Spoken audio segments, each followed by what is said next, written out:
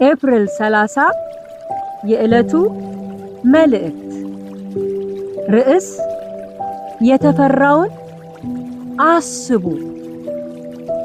አይቼም ተነሳሁ፣ ታላላቆቹንና ሹማምንቱንም የቀሩትንም ሕዝብ አትፍሯቸው፣ ታላቁንና የተፈራውን ጌታ አስቡ።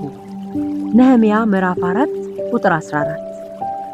አብዛኛውን ጊዜ በችግር ወቅት የምናስበው ታላቁንና የተፈራውን ጌታ ሳይሆን በምድር ላይ ያሉ ለጊዜው የሚያስፈራሩንን ነገሮች ነው።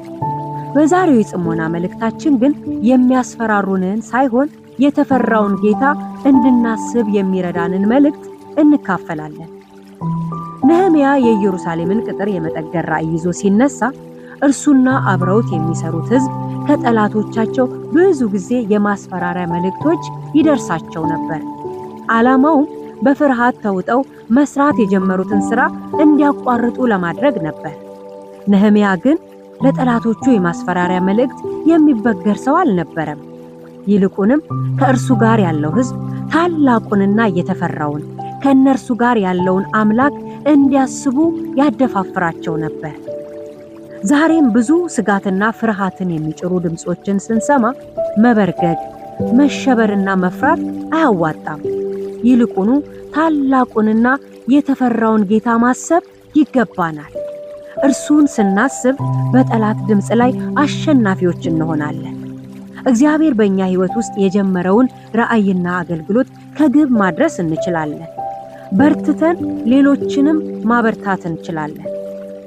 ስለዚህ አሁን በዚህ ሰዓት ስለ ጤንነታችሁ፣ ስለ ስራችሁ፣ ስለ ቤተሰባችሁ፣ ስለ አገልግሎታችሁ የተዘነዘሩ የማስፈራሪያ የሹክሹክታ ድምፆችን ንቃችሁ የተፈራውን ጌታ አስቡ። በጸሎት መንፈስ ሆናችሁ ድምፃችሁን ከፍ አድርጋችሁ እኔ የምፈራው አምላኬን ብቻ ነው። ጠላቴ ዲያብሎስ ሆይ አልፈራህም፣ በእኔ ላይ ስልጣን የለህም። ሰዎችን ተጠቅመህ የሰነዘርክብኝን የማስፈራራት ድምፅ በጌታ በኢየሱስ ስም እቀለብሰዋለሁ፣ ከንቱም አደርገዋለሁ። የፍርሃት ሐሳቦችን በሙሉ ከአጠገቤ አስወግዳለሁ። የፍርሃት መንፈስን እቃወማለሁ። ከኔ ጋር ያለው አሸናፊ አምላክ ነው በማለት መታመናችንን እንግለጥ። ታላቁንና የተፈራውን አስቡ።